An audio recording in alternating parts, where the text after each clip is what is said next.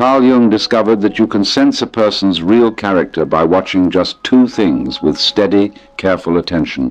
Not their words, those can be rehearsed for any audience. Not their achievements, which often say more about circumstance and timing than about the person themselves. And not even the actions they perform while others are looking, because those are precisely the moments when most people put on their most carefully managed version of themselves. What Jung found is that two psychological signatures keep breaking through, no matter how polished the surface. People reveal these signatures almost continuously in ordinary interactions, usually without the slightest awareness that they are doing so. You may already know the feeling. You are sitting across from someone you believed you knew well, a colleague of several years, a friend whose company you valued, even a partner whose inner world you thought you understood. They seem genuine in the everyday sense of the word, competent, composed, trustworthy in their presentation. Yet something feels off. You cannot name the source, but your instincts register a gap between the surface and whatever lies beneath it. Jung spent decades studying what he called the persona, the mask every human being constructs, in order to present an acceptable, functional image to the world. He did not treat the persona as simple dishonesty. He saw it as a necessary structure that lets people move through collective life. Every person wears a mask. That is not pathology. It is the unavoidable result of living in a world that rewards certain presentations and penalizes others. Yet Jung also noticed something decisive. No matter how carefully or skillfully someone builds that image, two specific patterns always slip through. Once you understand what to watch for and why it matters, you stop being deceived by a false persona in the same way again. These are not elaborate clinical tools. They are practical observations that expose truths the person themselves is rarely conscious of communicating. By the end of this, you will not only read others more accurately, you will also see your own hidden patterns, your automatic reactions, and the parts of yourself you may have spent years quietly avoiding. Here is the part that makes the discovery uncomfortable rather than merely interesting. These two reveals do not only expose other people, they force you into contact with your own hidden nature. Jung wrote that the most terrifying thing available to a human being is to accept oneself completely. These two windows will show you dimensions of yourself that you have been consistently sidestepping. Most people try to judge character by surface markers: confidence, apparent kindness, success, social ease. Jung understood that all of those belong to the performance layer, the image maintained in public. The genuine person lives underneath. And regardless of how skilled someone becomes at managing that image, two patterns operate outside conscious control and keep revealing the real structure. Until you make the unconscious conscious, it will direct your life and you will call it fate. Your greatest journey is the one that leads you back to yourself. Jung also wrote that thinking is difficult, which is why most people prefer to judge instead. Judgment based on surface appearance is almost always wrong and usually says more about the observer than the observed. Real assessment requires looking at the patterns people cannot easily fake or maintain under every condition life throws at them. The first reveal is shadow mapping, discovering someone's authentic nature by noticing who they judge most harshly and with what emotional intensity. When someone criticizes another person with unusual force, when their voice changes, their body tightens, their investment clearly exceeds the situation, they are rarely just describing the other person. They are projecting disowned parts of themselves. What we most intensely dislike in others is very often what we have buried most deeply in ourselves. The qualities we rejected because early experience taught us they would make us unacceptable or flawed. Jung called this projection the mechanism that lets us see our own rejected material in someone else rather than owning it. The stronger and more disproportionate the reaction, the closer you are to genuine shadow material. Picture a successful professional who has built his identity around integrity and authenticity. In every meeting, he criticizes a colleague as fake and manipulative. His voice edges when he talks about that colleague's ease with clients. His jaw tightens when the colleague receives praise. The intensity is obvious to anyone watching carefully, though he seems completely unaware of it. Jung would not see proof of the colleague's manipulation. He would see the critic's shadow. The reaction is not really about the other man. It is about a part of himself he refuses to acknowledge, a buried wish for greater social ease, greater fluency in the performance side of professional life. He has solved the problem of that desire by hating it in someone else. Jung wrote that we cannot change anything until we accept it. Condemnation does not liberate, it oppresses. The harsh judgment of the colleague is a form of self-oppression, a rejection of a capacity that could actually serve him. This is why shadow mapping works so reliably. When someone judges with disproportionate emotional charge, they are showing you their own unresolved conflicts. The traits they attack most fiercely are consistently the ones they have pushed out of awareness. Leave the number 111 in the comments. In the symbolic framework Jung developed, 111 marks the first authentic moment of self-awareness, the instant someone begins to notice that what they see in others is also, in some form, a reflection of what lives in them. If you have ever caught yourself judging and realized, even briefly, that the judgment revealed something about your own hidden nature, 111 is your signal. Shadow projection is not only negative. Jung saw that we also project positive qualities we possess but are afraid to claim. When someone consistently places others on pedestals with an intensity that goes beyond ordinary admiration, they are often projecting strengths they themselves carry but do not fully inhabit. In both directions, the key is emotional disproportion. Whether the reaction is harsh judgment or idealized praise, you are watching the shadow express itself through the only channel left open when direct ownership feels too threatening. The shadow holds both the dark material and the bright unlived potential. The second reveal is mask maintenance. Watching how someone behaves in the exact moments when their carefully constructed image is threatened. Jung wrote that the privilege of a lifetime is to become who you truly are. Most people, however, spend enormous unconscious energy maintaining who they believe they are supposed to be. That maintenance is exhausting. When the persona is directly challenged, when the mask begins to slip or the curated image is questioned, authentic character appears with a clarity that ordinary observation rarely provides. Watch what happens when someone receives unexpected criticism they were not prepared for. Notice the response when their competence is questioned in front of others, or when they are caught in a mistake that cannot be easily explained away. Do they become immediately defensive and construct elaborate justifications? Do they attack the person delivering the feedback? Do they deflect responsibility onto others? Or do they pause, absorb what was said, and answer from a place of genuine reflection even when it is uncomfortable?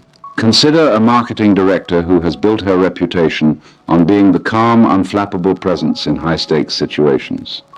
During a critical client meeting, the client questions her team's approach and challenges her judgment directly in front of her people. In that moment, the persona cracks. Her voice turns sharp. Her posture rigidifies. She interrupts, shifts responsibility onto her team, and makes pointed references to the client's own past mistakes. The calm professional vanishes, revealing someone deeply defensive about her competence, willing to sacrifice others to protect the image, and threatened by any challenge to the identity she has organized her self-regard around. Jung would say that single moment of breakdown showed more of her real character than years of ordinary professional interaction. Under pressure, when the image she had invested so much in maintaining was threatened, the underlying patterns emerged without the usual filtering. Jung also wrote that the foundation of much mental suffering is the unwillingness to experience legitimate discomfort. Her inability to receive professional criticism without defaulting to defensive and destructive moves revealed that she had never integrated a real relationship with failure, fallibility, and ordinary vulnerability. Leave the number 444 in the comments. In the symbolic language, Jung drew from 444 points to stable inner foundation and to its absence. The moment a persona collapses under pressure shows whether genuine interior stability exists beneath the image or whether the image is the only thing holding the structure together. If you have watched someone's true character surface under pressure, 444 marks that recognition. These breakdowns do not require major crises. They appear in small moments throughout ordinary days. When someone's phone dies and they lose the social media that structures their sense of being seen. When they are kept waiting longer than they expected. When a joke falls flat in a room where laughter felt important. When a compliment arrives that does not match the specific validation they were seeking. Watch the micro-expressions that cross the face in those seconds. Listen for the shift in vocal tone. Notice the body language that appears before any verbal response has been assembled. These tiny slips reveal more than hours of comfortable conversation conducted under ideal conditions. Authentic character is not what someone chooses to display when fully prepared and defended. It is what surfaces when they are unguarded or under real pressure. The most integrated people, those Jung would call individuated, show a consistency between their public presentation and their private reactions. That consistency is recognizable because they have done the sustained interior work of accepting themselves, including the parts that are difficult or inconvenient. Leave the number 528 in the comments. In the framework that builds on Jung's archetypal language, 528 marks the resonance of genuine integration, the quality that appears when persona and authentic self have been brought into alignment through honest inner work rather than more sophisticated performance. If you recognize that consistency in someone or in yourself, 528 is the marker. When the two reveals are held together, they produce a third pattern that can be called the integration test, observing how someone responds when their own shadow material is gently reflected back to them. This shows more about character and capacity for growth than almost any other observation, because it tests their direct relationship with their unconscious. When you notice intense projection, there is the possibility of offering a non-accusing reflection, not as diagnosis or attack, but as a genuine question. I've noticed you seem especially troubled by people who seek attention. Have you ever felt the desire to be seen more fully and held yourself back? The response reveals the person. Immediate counterattack, outright denial, or turning the question into an accusation against the one asking points to someone deeply defended against their shadow. Rigid in their refusal of psychological complexity and limited in their capacity for growth. A willingness to pause, consider, and acknowledge that there might be something worth looking at, points to psychological maturity, the ability to hold paradox, and treat self-awareness as information rather than threat. Jung wrote that the most intense conflicts, when genuinely overcome rather than suppressed, leave behind a security and calm that resists later disturbance. People who can integrate feedback about their shadow develop that quality. They become more solid through self-awareness, more capable of real relationship, more resilient under pressure. In intimate relationships, listen to how a partner speaks about former partners, frustrating colleagues, or people they find difficult. Are they consistently and intensely bothered by those they call selfish? The pattern may reveal their own unacknowledged struggle with healthy self-advocacy. Do they reserve their strongest criticism for people they describe as needy? They may be denying their own need for connection and for being truly known. In professional settings, watch how colleagues receive feedback or challenge. Immediate defensiveness, blame shifting, or attack versus the capacity to pause and respond from reflection reveals their capacity for growth and for the collaborative relationships that real development requires. The deepest dimension of the framework is the mirror effect, the recognition that everyone you observe is also reflecting aspects of your own landscape back to you. Jung wrote that your vision becomes clear only when you look into your own heart. Those who look outside dream, those who look inside awaken. The practical advantage of reading character is real, yet the deeper purpose is the awakening to your own patterns that the practice inevitably produces. Every judgment you catch yourself making contains information about your shadow. Every time you notice someone else's mask slip as an invitation to examine where your own is held most rigidly. Every defensive response you witness is a chance to look at your own relationship with vulnerability and with being seen in your imperfect dimensions. Jung wrote that we are not what happened to us, but what we choose to become. The mirror shows both what you have been and the range of what you are capable of becoming. Every trait you can recognize in another exists in some form within you, at some level of development or suppression.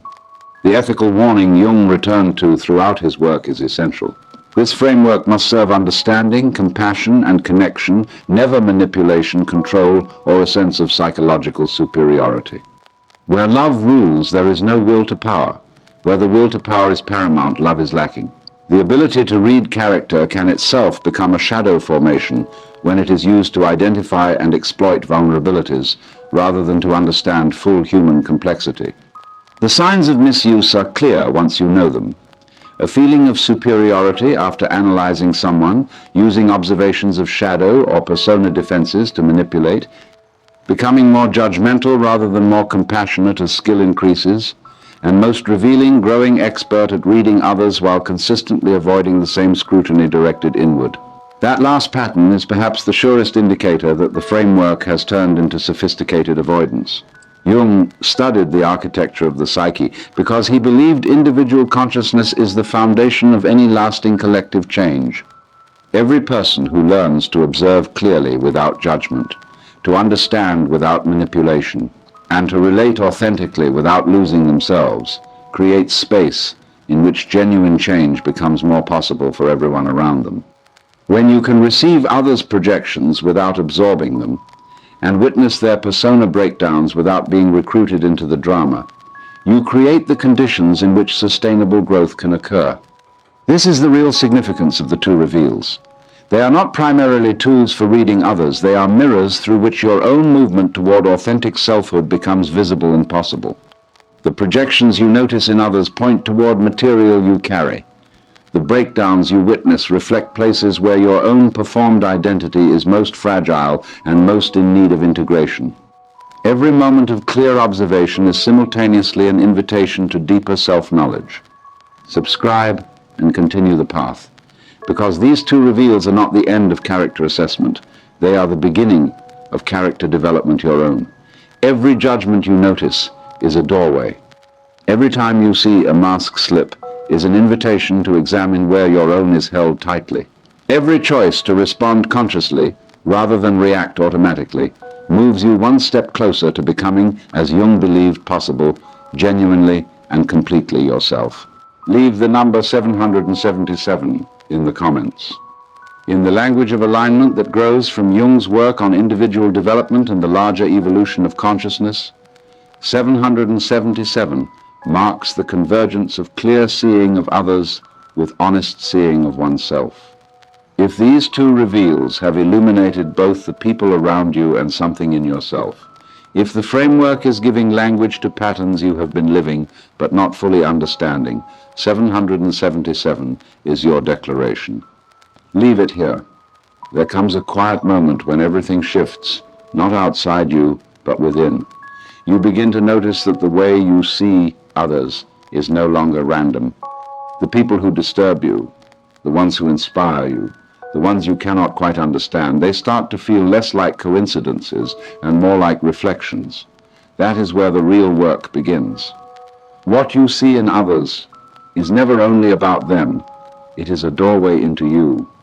Ask yourself honestly, who triggers you most and why?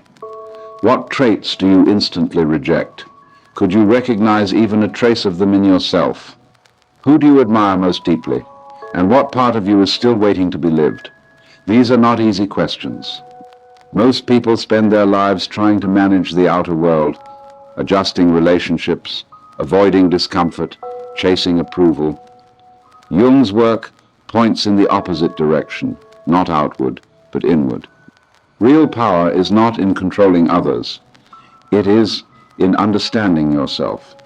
The paradox is this: the more you understand yourself, the less you need to judge others. The more you accept your own shadow, the less others can disturb your peace. The more integrated you become, the less you need to perform. That is what real freedom looks like. Not perfection, not constant ease, but clarity. Clarity that lets you see people without illusion and still choose compassion. The question most people avoid is the only one that matters. Are you ready to see yourself without filters? It is easy to analyze others. It is harder to sit with your own contradictions, to face the parts that do not match the image you want to present, to accept that you are both light and shadow at the same time. That is where growth actually happens, not in pretending to be better, but in becoming more whole. Once you reach that point, something shifts. You stop being easily manipulated. You stop being emotionally controlled by others. You stop reacting automatically. You observe. You understand. You choose. That is the difference between living from the unconscious and living from awareness.